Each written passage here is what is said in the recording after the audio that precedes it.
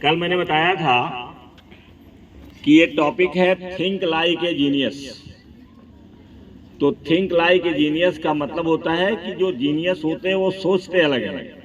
जैसे एक्स्ट्राऑर्डिनरी जो पर्सन होते हैं वो सोचते अलग हैं, साधारण आदमी सोचता अलग है। एक फुटपाथ का आदमी, उसकी सोच अलग रहती है। अगर सोच बदल जाए तो फुटपाथ का आदमी नहीं रह जाएगा। तो एक्स्ट्राऑर्डिनरी जो होते हैं वो सोचते अलग ढंग से, जो साधारण आदमी है वो अलग ढंग से सोचता है। यहीं से सब चलता है। जैसा सोचोगे वैसा बन जाओगे, जैसा सोचोगे वैसे बन जाओगे। इसलिए सोच को बदला जाता है।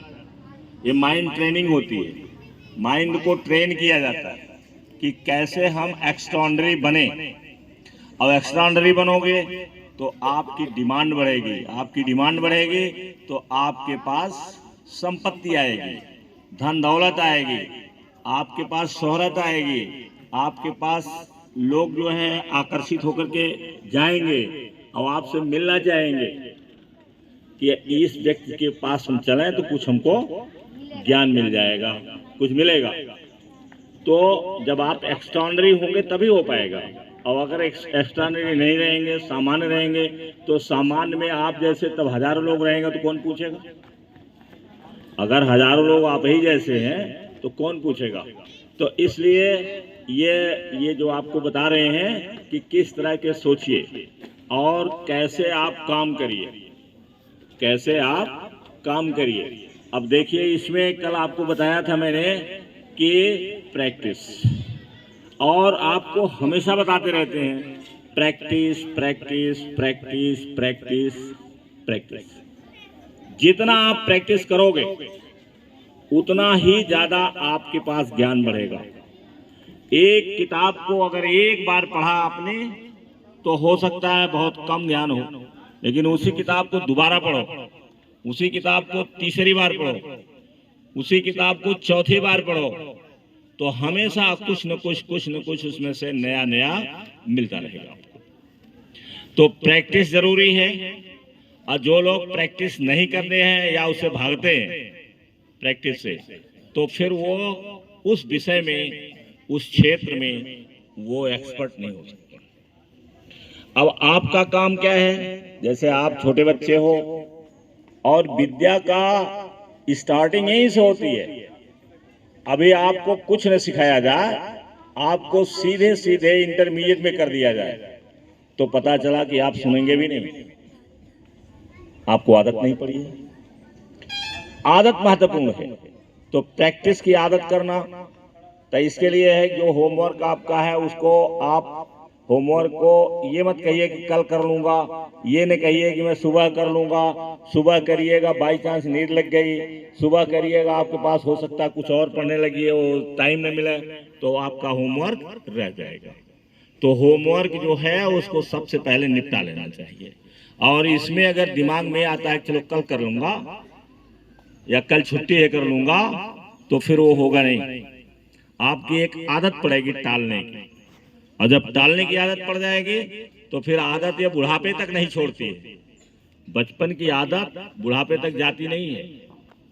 तो प्रैक्टिस प्रैक्टिस प्रैक्टिस। और इसके बाद का पॉइंट क्या है? इसके बाद का पॉइंट है ब्रेक डाउन। ब्रेक डाउन, देखो एक शब्द केवल लिखा है। ब्रेक डाउन का मतलब है कि ब्रेक इनटू पीसेस। जो समस्या आपके सामने है, विशेष करके जो बताया जा रहा है, ये math, physics, chemistry, biology, English, जो सब्जेक्ट हमें तब बताए जाते हैं उसके बारे में है। तो जैसे मान लीजिए मैथमेटिक्स है, तो मैथमेटिक्स की आपके सामने प्रॉब्लम है, समस्या है मैथमेटिक्स की, वो फंस गया आपके लिए, तो उसको ब्रेक डाउन करिए। ब्रेक डाउन करिए, या तो कुछ देर के लिए रुक जाइए, उसको आप कुछ देर के लिए ठहर जाओ, ठहरने का मेडिटेशन कर लीजिए। थोड़ा सा आप 10 मिनट का स्लीप ले सकते हैं, 10 मिनट की निद्रा ले लीजिए। अब समस्या यहाँ ये खड़ी हो जाती है कि समस्या कहाँ खड़ी होती है?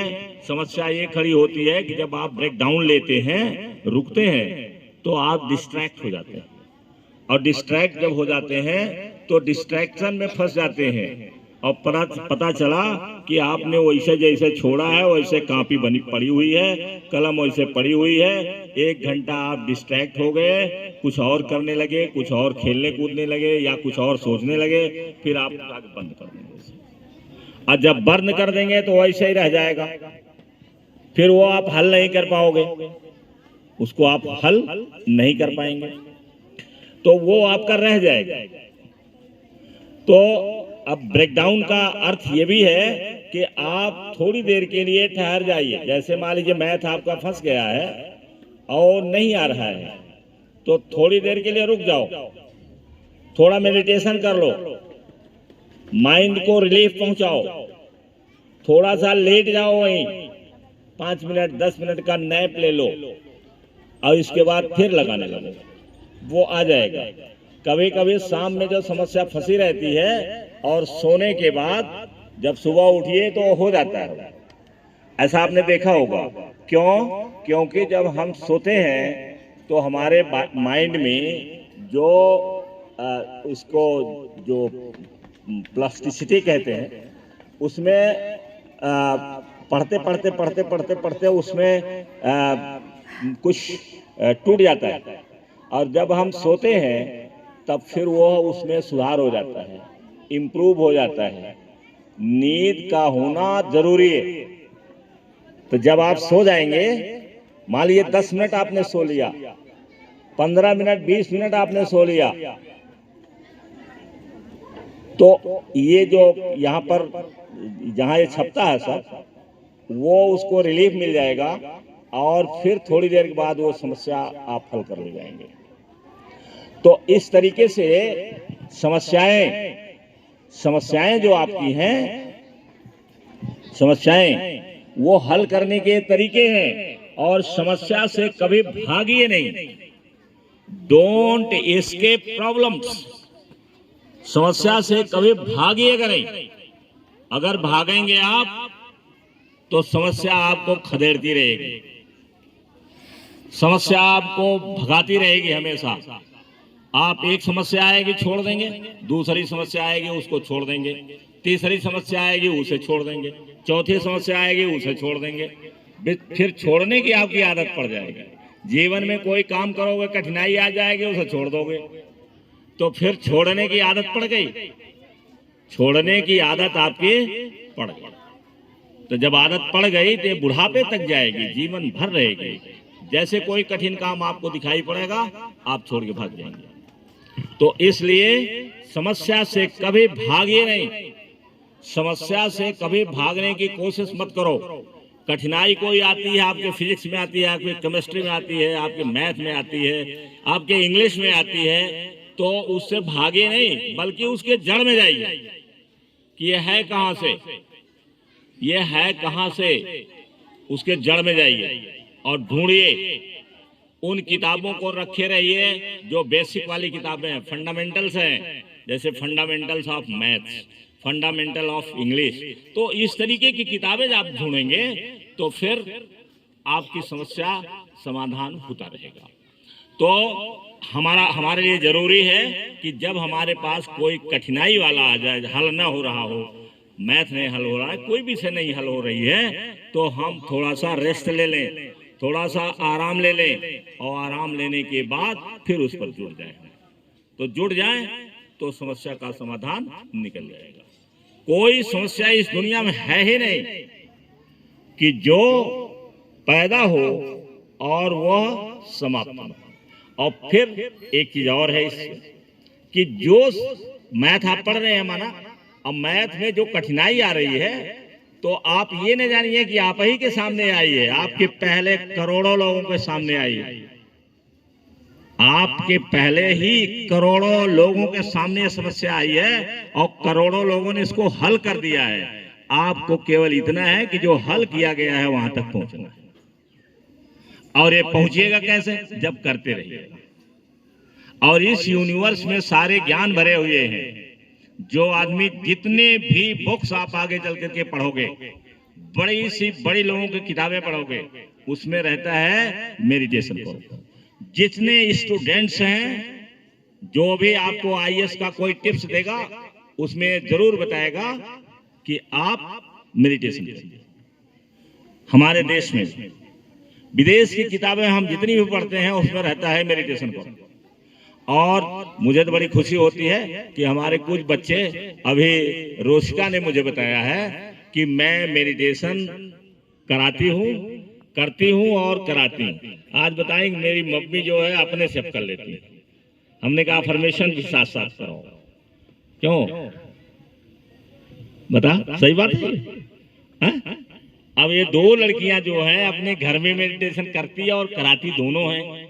हालांकि ये बहुत ज्यादा चूंकि ट्रेंड नहीं है, इसलिए वो बहुत ज्यादा नहीं कुछ बता पाती होंगी, लेकिन इतना जरूर है कि अगर वो बैठेंगे, केवल आंख बंद करके आराम थोड़ा सा करेंगे, तो उसी से भी आराम मिलेगा। और अफर्मेशन करें कि मैं बिल्कुल स्वस्थ हूं, बीमारी का नाम न लें। मैं कहें हमेशा अफर्मेशन करते हुए आप कहिए कि आई एम हेल्दी, मैं तो बहुत स्वस्थ हूँ। अंग्रेजी में नहीं है, अब आपकी माँ तो अंग्रेजी में कहेंगे नहीं, हिंदी में कहेंगे। उनसे कहो, कहें वो कि मैं बिल्कुल स्वस्थ हूँ, मैं बिल्कुल अच्छी हूँ, मेरे तो शरीर में कहीं भी कोई दर्द नहीं है, हर जहां से रिलीफ है। केमिकल्स, रसायन निकलता है और वह रसायन हमारे शरीर में पहुंचता है और ठीक करता है, हमारे को ठीक करता है। और आप जैसे आपको बताते हैं, शीशे के सामने जाइए, शीशे के सामने जाइए और शीशे के सामने जाने के बाद आप कहिए कि I am attractive, I am charming, I am good looking, अरे मैं तो बहुत खूबसूरत हूँ। आप ऐसे बोलिए। जब आप शीशे के सामने बोलेंगे तो जब शीशे के सामने आप बोलेंगे तो आप वैसे होना शुरू हो जाएंगे। जैसे बोलेंगे शीशे के सामने कहिए कि मैं तो बहुत आकर्षक हूँ, मैं तो बहुत सुंदर हूँ, मैं तो बहुत स्मार्ट हूँ। और ये कंघी करते रहिए, तो कंघी करते रहिए तो उस समय भी कोई देखो दिमाग तो खाली रहता है, हमेशा कुछ ना कुछ चलता ही रहता है। जैसे मान लीजिए आप कंघी कर रहे हैं, शीशा सामने रखे हैं, आपके यहाँ मान लीजिए बड़ा शीशा नहीं है, शीशा छोटा लिए हैं, तो भी तो दिमाग में कुछ ना कुछ चलता है।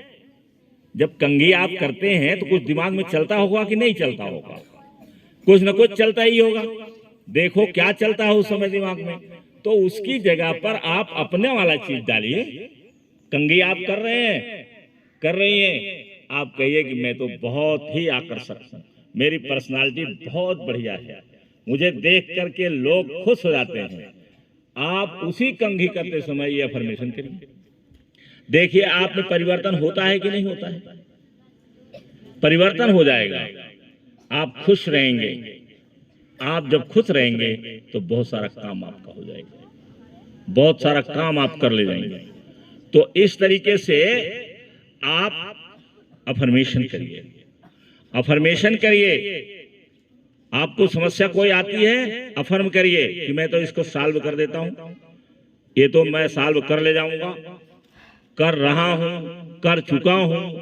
ज्यादातर अफर्मेशन जो बोले जाते हैं वो प्रेजेंट इंडिफरेंट में बोले जाते हैं, इसीलिए थोड़ा सा हमारी गैर जानकारी की वजह से कुछ चीजें इसमें विल से हो गई हैं प्रेयर में। और कई बार मैंने कहा कि इसको बदल दो, इसको प्रेजेंट में कर दो, लेकिन चूंकि आदत जब पड़ जाती है तो आदत छूटती नहीं है, आदत छूटती नहीं है। अब कल वो कर रही थी, सृष्टि कर रही थी, तो मैं नोट कर रहा था कि जहां आई विल नहीं है, मैंने कहा था इसको प्रेजेंट में कर दो, तो प्रेजेंट में वो नहीं बोली, क्योंकि आदत पड़ गई है ना, आदत पड़ गई है। अब वो जब हम कहने लगते हैं तो चूंकि आदत जो यहाँ चलता है वो हम बोलते हैं। अब उसको आदत को छोड़ने के लिए मेहनत करना पड़ेगा, छुड़ाने के लिए मेहनत करना पड़ेगा। तो इस तरीके से आप जो है, आप किसी भी समस्या को आप उससे भागिए नहीं, इम्ब्रेस इट। देखो इसमें एक कॉलम और बना है, इम्ब्रेस इट, चौथा है इम्ब्रेस इम्प्रेस माने गले लगाना। गले क्या लगाना? गले क्या लगाना है इसमें? ये पढ़ाई है ना। गले लगाने का मतलब कि अगर आपके सामने कोई आपत्ति विपत्ति आती है जीवन में तो उसे आप गले लगाइए। आपत्ति और विपत्ति से आप सीखिए, उसे सीखिए कि क्या इसमें है, इससे लाभ हमें क्या मिल रहा है। ये नहीं कि कोई तूफान आ गया डर के भाग गए।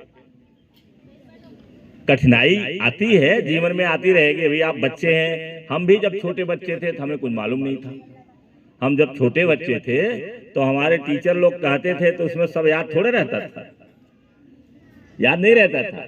हमें जानते हैं कि आपको कम, आपके दिमाग में कम हो सकता हो, तो रोज रोज कहते हैं तो थोड़ा सा थोड़ा थोड़ा थोड़ा घुसते घुसते आ जाता है। तो आप जब कोई कठिनाई आती है तो भागिए नहीं। मैथ की कठिनाई आ गई तो कलम को बंद करके या कॉपी को या कलम को ही छोड़ करके आप हट मत जाइए, हटिए नहीं।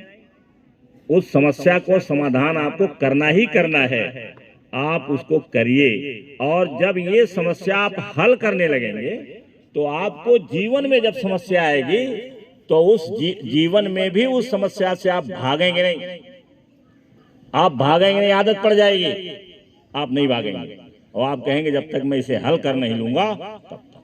जैसे आपके घर में मनी प्रॉब्लम आ गई, मनी की समस्या आ गई है, आपके सामने है कि मनी समस्या है, तो भागिए नहीं, भागिएगा नहीं, हल होगा। आप डटिए, उस पर डट जाइए कि मुझे किसी न किसी तरीके से इस समस्या से छुटकारा पाना है। अब ये कहिए कि कल ही हो जाएगा, तो इस प्रकार की जो बड़ी समस्याएं होती हैं वो कल ही नहीं हल हो जाएंगी। इसके लिए टाइम लगता है, धैर्य रखना पड़ता है, जूझना पड़ता है, स्ट्रगल करना पड़ता है, तब देखो समस्या हल हो जाएगी। अब हमारे यहाँ गरीबी बहुत ज्यादा है। गरीबी क्यों है? क्योंकि हम गरीबी को भगाना नहीं चाहते। हमारे पास दमखम नहीं है कि इसको हम भगा दें, क्योंकि जो जड़ बना रखा है, बाप दादा से चला आ रहा है, उस सोच को हमें बदलना पड़ेगा। उस सोच को बदलना पड़ेगा, उस काम को बदलना पड़ेगा, तब जाकर के समस्या से समाधान मिलेगा।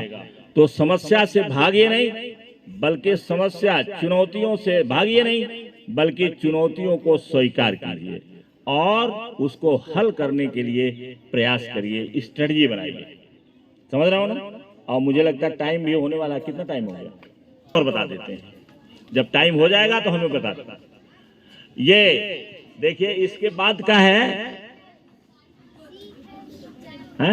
सेक हेल्प। सेक हेल्प।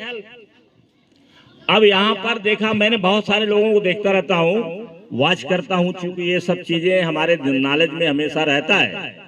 सेक हेल्प का मतलब ये हुआ कि दूसरे की मदद मांगिए। जैसे आपको मैथ नहीं आती है, मैथ जो है कहीं समस्या फंस गई है, तो सबसे पहला आदमी कौन आपके लिए है कि अपने किसी साथी से कहिए कि ये बताओ कैसे होगा। लज्जा मत करिए, पूछिए उससे। अगर साथी भी नहीं बताने के उसमें है, सक्षम नहीं है, तो उसके बाद कौन आता है? आपके टीचर आते हैं। टीचर से आप पूछिए, पूछिए सर जी ये आ नहीं रहा हमको। लजाइए नहीं, लज्जा मत करिए। लज्जा करने से काम चलने वाला नहीं। और अगर आपसे हो सकता है तो अब तो गूगल भी आपके पास है, आप गूगल में सर्च करिए। गूगल में सर्च करने के बाद उस समस्या का समाधान ढूंढ लीजिए और देखिए, अगर उसमें नहीं समझ में आता है कि गूगल में जिसको आप देख रहे हो, जिस टीचर को आप देख रहे हो, अगर वो नहीं समझ में आ रहा है तो फिर अपने टीचर से पूछिए उसे आकर के कि कहिए सर ये नहीं समझ में आया, ऐसे ऐसे लगाया गया है, यहाँ मेरे समझ में नहीं आ रहा है, तो टीचर आपको बता देगा। आप पहले पूछिए। सीक हेल्प, ये स्टूडेंट लाइफ में है। और जब बड़े हो जाइए, अगर आपके सामने कोई समस्या आती है तो आप जिसको उत्तम आदमी समझते हैं, बढ़िया आदमी समझते हैं, आपका कोई दोस्त है या कोई एक्सपर्ट इसका है, वकील है, तो आप उसके पास जाइए और पूछिए उससे कि इस समस्या का समाधान कैसे होगा। और अगर ये लाइन आपको आ गई, ये लाइन आपको आ गई कि हमें हेल्प की जरूरत लगेगी, जीवन में हमें हेल्प की जरूरत है, तो आप लोगों से अच्छा व्यवहार करना शुरू कर जाओगे।